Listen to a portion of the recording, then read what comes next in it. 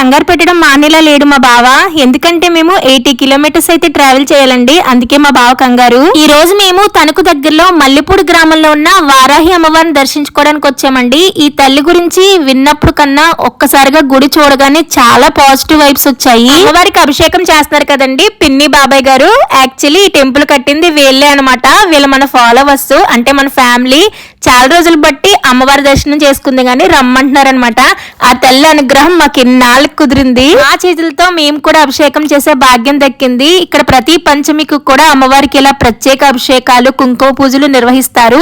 అంతేకాదండి, ఇక్కడ చాలా మందిని అడుగుతుంటే నాకు మాత్రం ఒక విషయం చెప్పారు.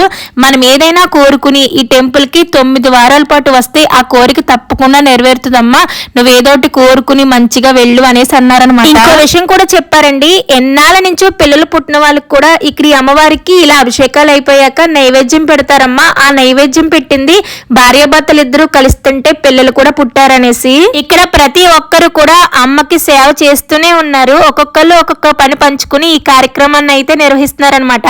ప్రతి పంచమికి కూడా వచ్చిన వారికి లేదు అనకుండా అన్నదానం కూడా చేస్తున్నారండి. వారాహి అమ్మవారి అనుగ్రహం నాకు కలిగినట్టే మీకు కూడా ఆ దర్శన భాగ్యం తొందరలోనే కలగాలనేసి నేను అనుకుంటున్నానండి.